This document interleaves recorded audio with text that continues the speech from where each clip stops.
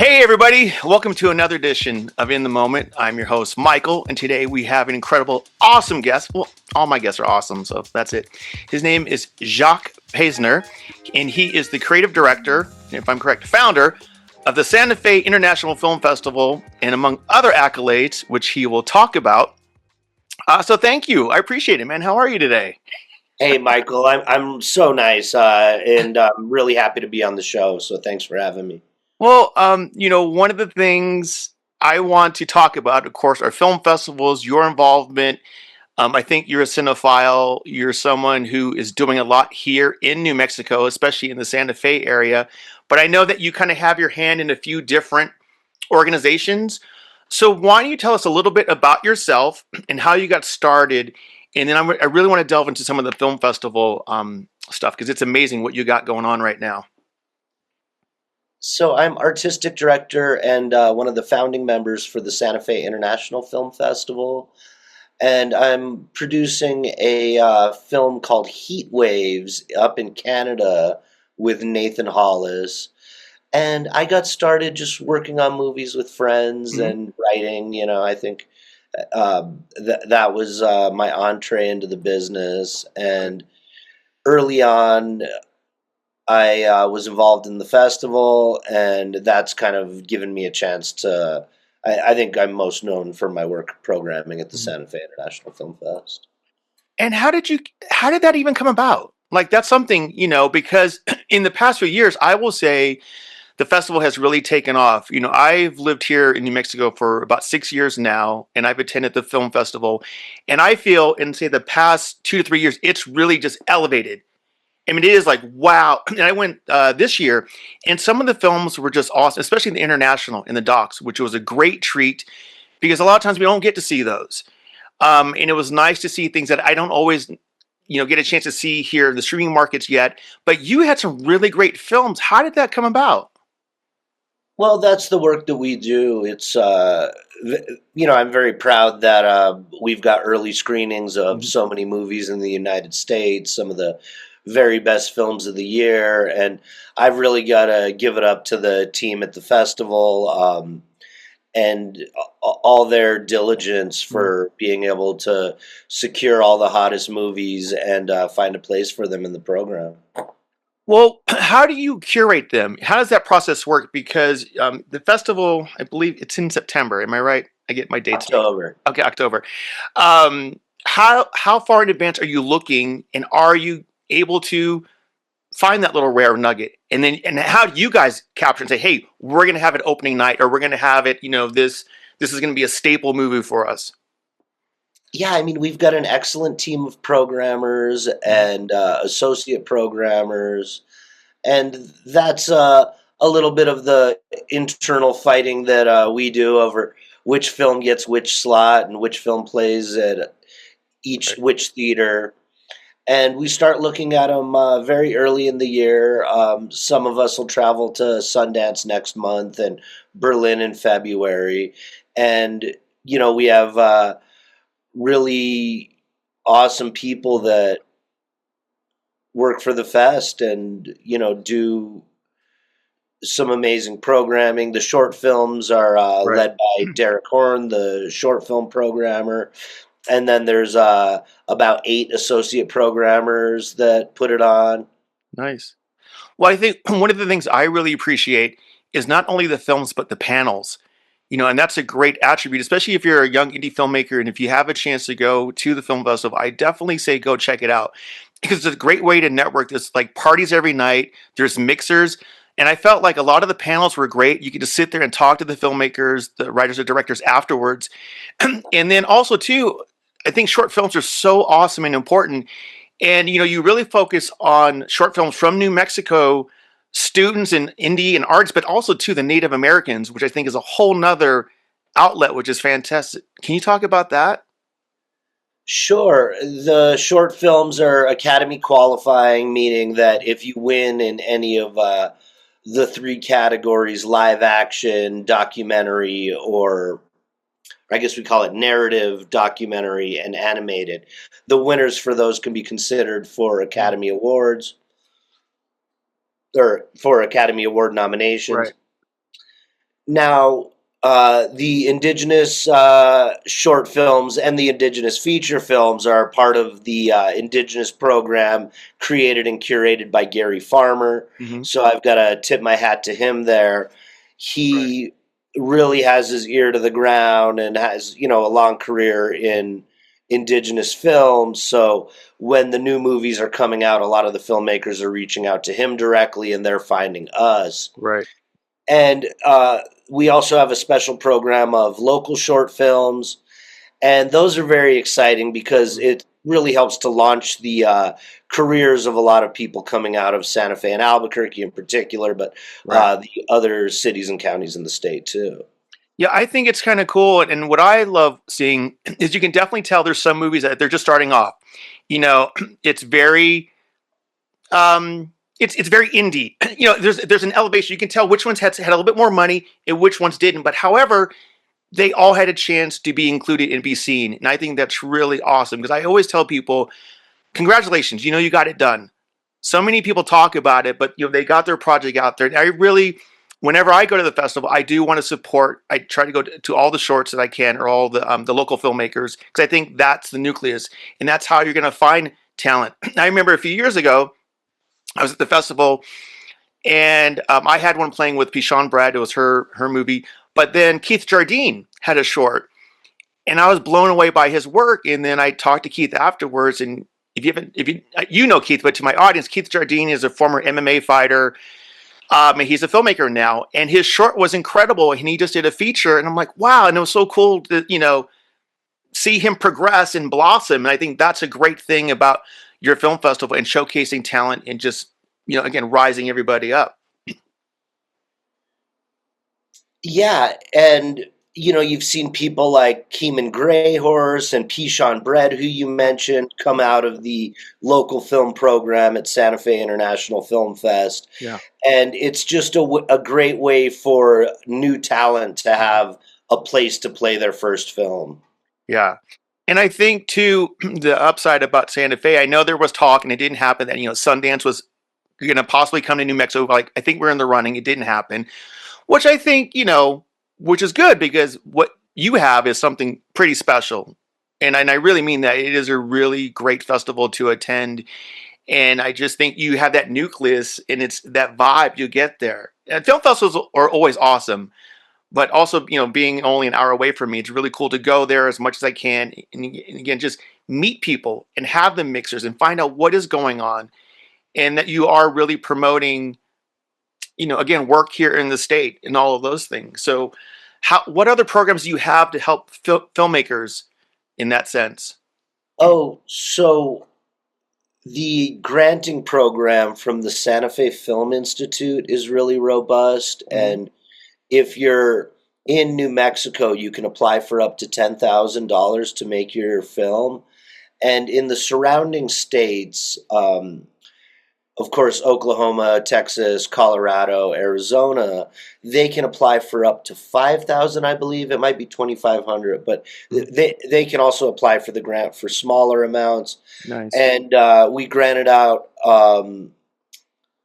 let's see, or we will grant over $50,000 in the spring, and we're looking for that number to keep growing. That's fantastic. I I love it. I'm always amazed when I see those accolades going out to people. It's pretty cool. Now you're also involved in the rail yards, and that is a facility in Santa Fe. Which is, can you describe what the rail yards is about? It's kind of like a hip little area where things go on. Some Yeah, magic happens there. it's just north or just south of downtown. Uh-huh. There's the rail yard proper, which includes Sky Cinemas, Second Street Brewery, Knuckles Brewery, Mhm. and REI, and that area. And then there's also the South Rail Yard on Baca Street, Mhm. which includes the Raven and um, Cafecito and Trailhead and so many of those businesses. Yeah. And what the Rail Yard Community Corporation does, which I'm a member of, it leases the land from the city and then develops it. So we'll then lease the land to a group or a person that'll Mhm. build a building in the area, and then we are the landlord of the Right. ground leases, which is the dirt under the buildings, and the people building the buildings retain equity in the Mhm. buildings they build, and they often have a 90-year lease. Okay. Well, that's good. And I mean, it seems very progressive. I think one of the cool things about Santa Fe, which I realize it's so artistic, there's a lot of galleries, a lot of art, and it's very nice to go up there. It's definitely a different trek from being here in Albuquerque. So it's nice. I would say it's like a little vacation. It's a little getaway. Yeah, I think Santa Fe is a little bit cooler, about 10 degrees. You can even get a cooler temperature if you drive up to the ski areas. Hmm. So if it's an extra hot day in Albuquerque, there's some cool air waiting for you up here. Yeah. Oh, one of the things I was going to ask you, and I was going to say, what else do you do in your spare time? And you just mentioned that you have a film that you're going to be working, which I didn't even know. Do you want to talk about that? And how did that come about? I'm a big fan of Nathan Hollis, who's the director, and he is doing this film Heat Waves, which is about a VHS tape with a 90s cop show on it, but at certain Yeah. places the tape is worn thin, and so Okay. it reveals other parts of the story which have Okay. been recorded over. Okay. Sounds interesting. So you're a producer on it. Yes. All right. And then are you guys going to go into production anytime soon? So I think we're nearly done shooting, Oh, so nice. I'll have to come back on the show once it's out there in the world. Oh, promote. Okay. Well, that's good. I literally had no idea that's something that you were involved in. So, with that being said, what else are you into? What else makes you excited? What do you do outside of the film festival world? I love snowboarding and golf. I'm also have a podcast like yourself on santafe.com called Film Talk Weekly, and it's got a YouTube channel. I co-host it with Gary Farmer Mhm. and frequent guest host Castle Cersei, Okay. and there's about 150 episodes of that you can Wow. watch on the YouTube channel. It's Film Talk Radio on YouTube. Nice. Well, we'll definitely blast that out for sure. I mean, that's kind of cool, and I think that's one of the great things came out of COVID and all these strikes is for like why I started a podcast. I'm like, well, I want to stay active. I want to talk to people and learn about them, and I find everyone to be interesting. And I've had different types of guests, not in the business, some in, and again, all realms and possibilities, which I find fascinating. I love this stuff, and I think like we're the same. Like we're cinephiles. We love movies. We love the art of it. You know, I love the indies more than some of the big blockbusters. Sometimes I just find them more engaging and more personal. I'm like, oh, I can really tap into that. I get that from your vibe too. Well, and I love your background. I could see the toys and some books, and Yeah, I this when is I heard you had a podcast, I was excited to come on. well. No, thank you. This is the start of the second season. I think you are my fourth or fifth guest, right? I've been taping them a lot, which is good. And I'm just, again, trying to stay relevant, trying to stay active, and really do what I can, not only as a filmmaker, but also here at home in New Mexico, connecting with everyone, but then also being expansive because I just love being in that indie world and of the idea of doing stuff from the ground up. I lived in Portland a long time ago and when I first got into movies, and at the time it was, just a bunch of us. We didn't know what we were doing, and every weekend we would go get a video camera and shoot everybody else's projects, and it was great. And we kind of had this little ensemble, and we all kind of came up, and we made our little horror movies that got some recognition, and we all kind of blew up. And it was nice to see people working together like that. And I do get that there's a sense here in New Mexico that people are doing. They're being proactive. They'll go shoot something because I think that's just how it gets done, especially in times where you have your strikes or things are not happening as fast as you want. Like, well, you can still do something. You can pick up an iPhone and go shoot, you know?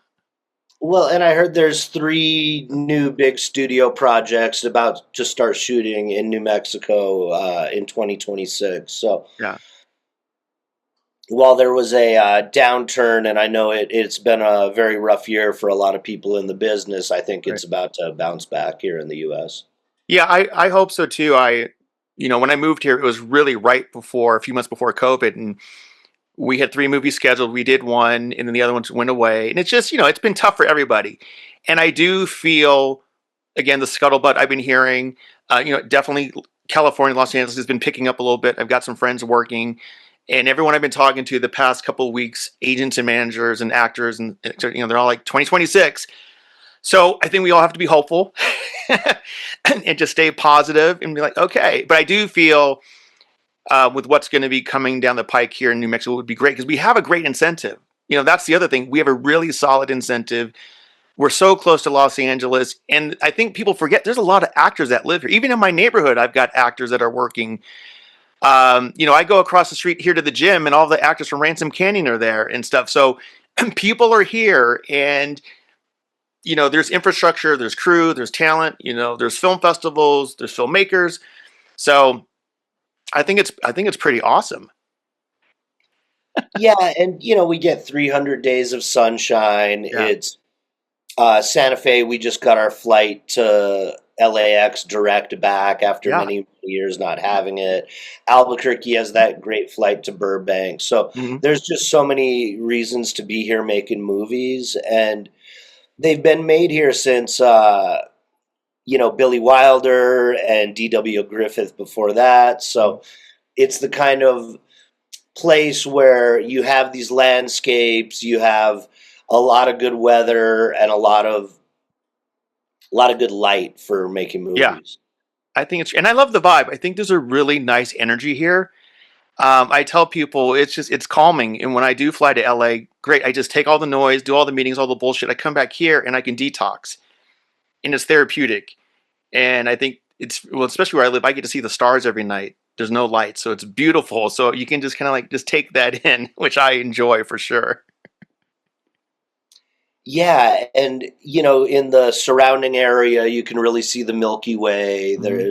I think, one of the great things about being here in New Mexico is not waiting in long lines, not waiting in traffic, and kind Yeah. of just going and doing what you're going to do without too big a crowd. Yeah. That's good.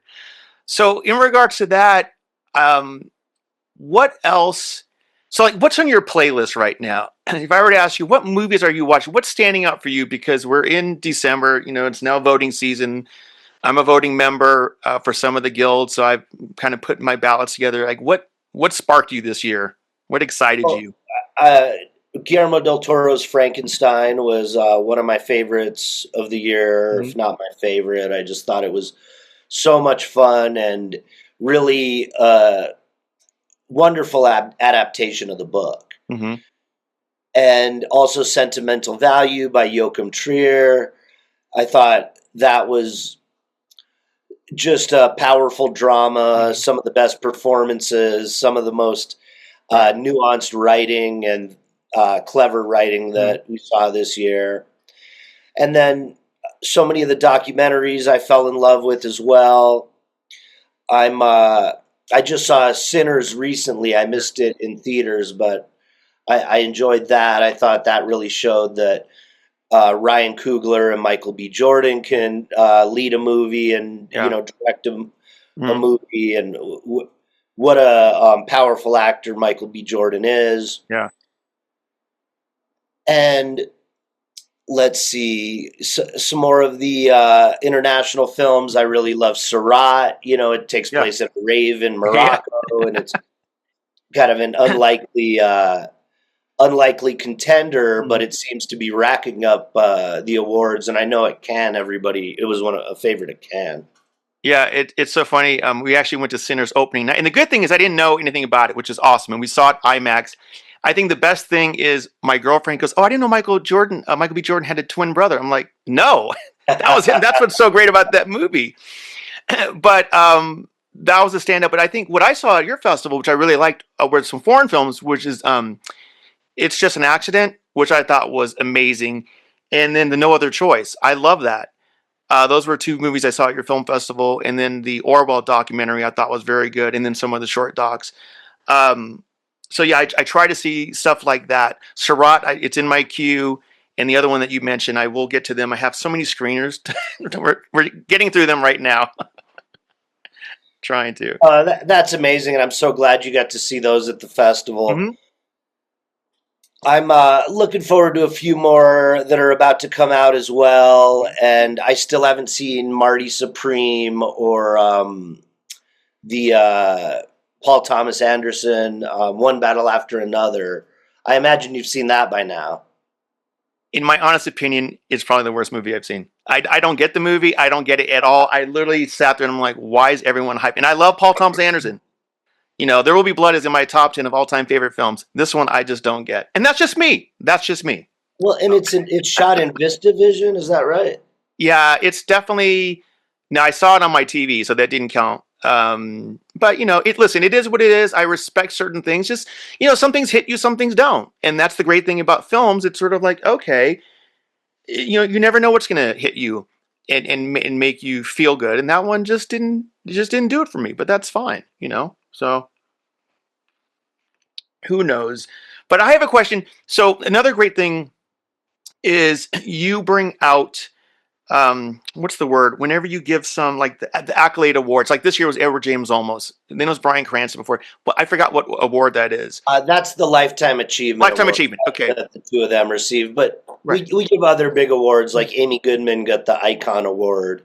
How do you determine that? So how do you go to an Edward James Olmos and say, okay, we've looked at his work, and I'm using him as an example.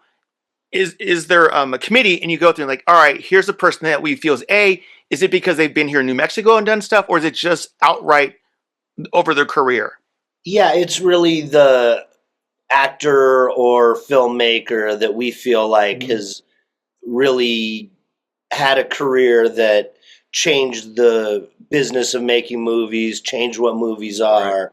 Somebody like Edward James Olmos, has written, directed, acted, and right, just really changed what movies are. And you could say right, the same thing about Bryan Cranston, mhm, Sterling Harjo, some of the other right. directors and actors, Yeah. Tantu Cardinal, all of those who have Mhm. received awards in the past.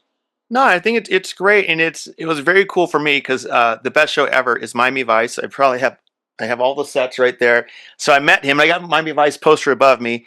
It's like literally one of my favorite TV shows. So meeting him, Lieutenant Castillo, which is always awesome.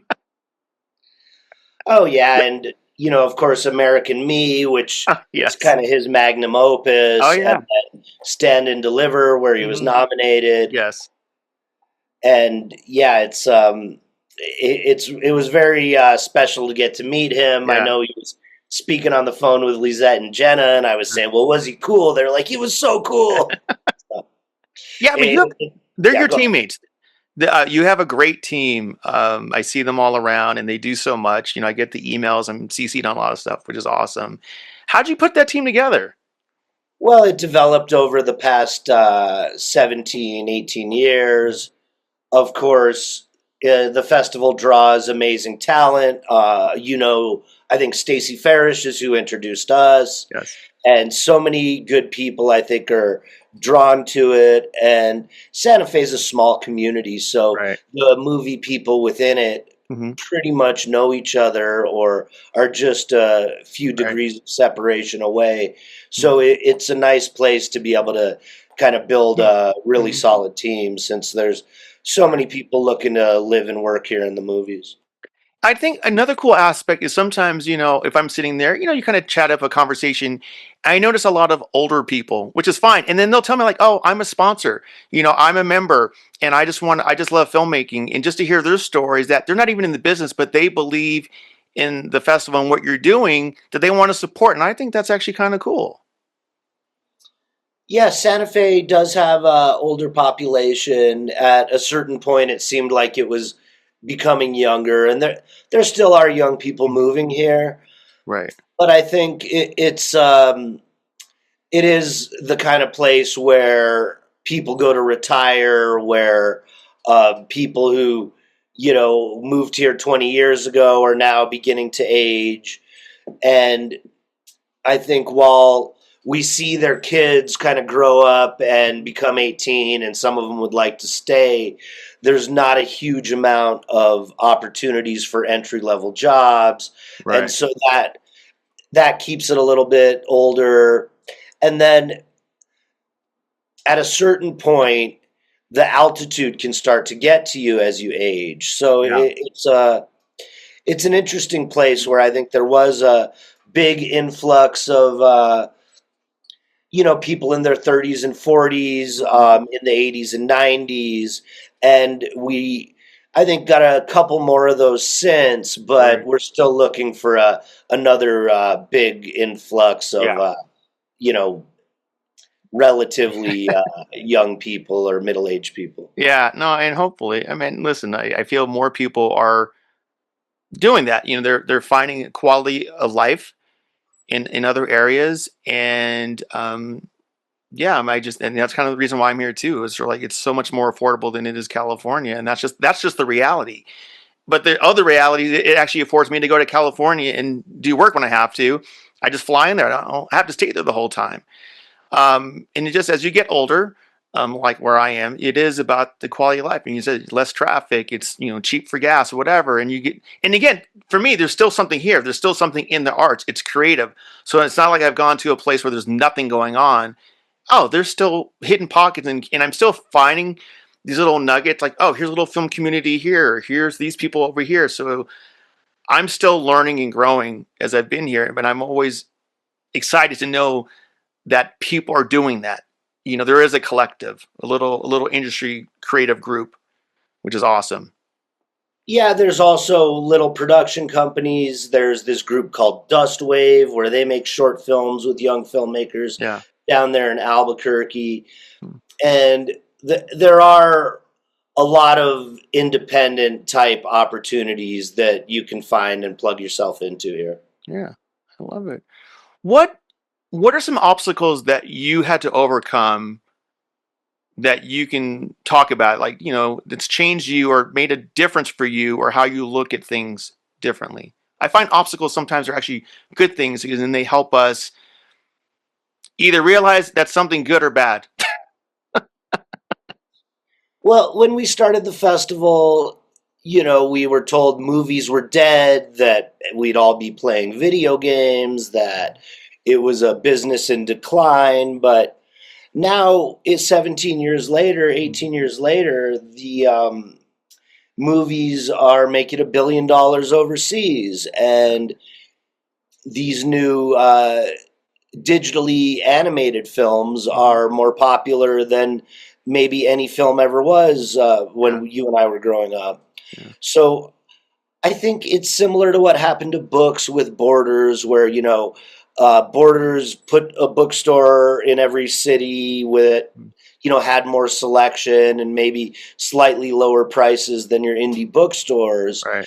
and then they go away and close up and leave a sort of chasm. Mm. But now bookstores are more popular than ever and Yeah. starting to bounce back and do more business. Those Mhm. kind of community areas or community centers, like bookstores and movie theaters, Mhm. I think there's still a high demand for them, even though it's different than once was. I love it. I mean, I love bookstores. It's a thing where I will always go into one, and I will always try to go to mom and pop stores 100%, whether it's coffee shops or even vinyl. Like, I love buying vinyl. So whenever I travel, I will find that little mom and pop store and I'll buy 5 to 10 albums and bring them back on the plane. Or as you can tell, I've got books. I read nonstop, and I think I want more. And it's not just always movie books, it's all types of things. I just want to always learn. And I just love that these things are still tangible. Yes, I've got some audio books or et cetera, but I still love to read it. Like, I'm reading Dylan's book right now, Chronicles. I just discovered Dylan in the past 6 months. So there you go. I'm all about Dylan right now. Excellent. Yeah, I went to Oklahoma to go scout, and the film office like, oh, go to the Dylan Museum. I'm like, he hasn't been, and I went, and I sat there. I'm like, oh, I get this guy now. And I literally came home, and I discovered this album called Infidels, and like that's my favorite album. And so I'm reading his book anyway. So it's funny how things come later in life, like I've always been aware. I know of a couple of hits, but I'm really like, oh, this guy's a true poet. He's a voice. He's important, and that's how I even feel about movies. Like Spike Lee's my favorite director, and I love Spike's movies and things, and he always has something to say. And I just love this medium that we're in.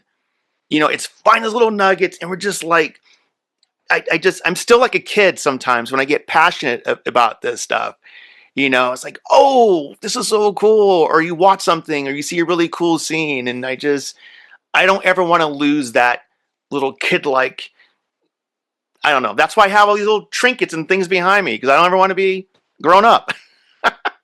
Well, I think it is exciting. There's a lot to fall in love with, and the way it touches you, I think, changes as you age. But there's a there's a way to really connect with who you are and connect with the youth within you, with who you will be, who you were, all through movies and books and music. Well, so what's going on for 2026? I know you got this film Heat Waves that you're working on. Is there anything else on the horizon that you feel, hey, you're going to write or you're going to produce or eventually direct at all? So, a movie I produced called Numbskull Revolution by John Moritsugu is about to come out. Okay. I'm developing a documentary about McCarthyism. So, if any of your listeners are looking for a project like that, you can reach out to me. Okay. And as far as the festival, we've got the Oscar nominated foreign films in March, Mm-hmm.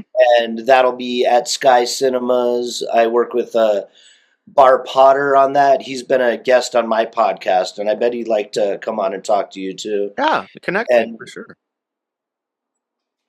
That's and then, of course, the festival dates are October 14th through 19, and we'll have a gala July 25th at La Fonda. nice. And obviously, I'm sure you have all the support of the city. And here's the question: why that particular time? Why is that? Is that a nice sweet spot for you? That October window?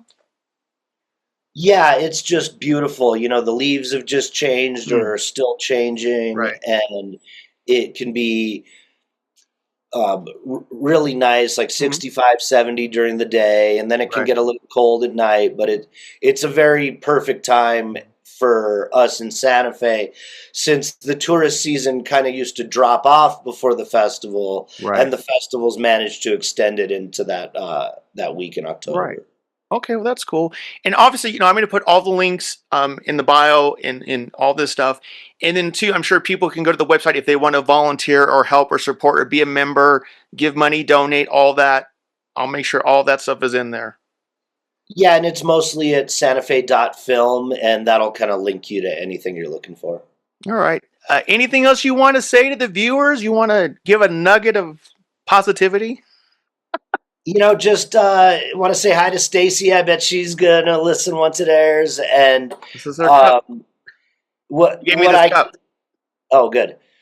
And what I can say is just that this is a an exciting renaissance for making movies in this part of the country, and there's a group of really dedicated people such as yourself that are really looking to make this their home and at the same time make movies here. Awesome. Well, thank you, man. Thank you so much for being a guest. I appreciate it. This is an awesome honor. Again, I'm a big fan of the festival, and you. I mean, you're awesome. I think you're you're a very cool dude. So, thank you so much for tuning into the podcast. Until next time, I'm your host, Michael, and everyone have a great week.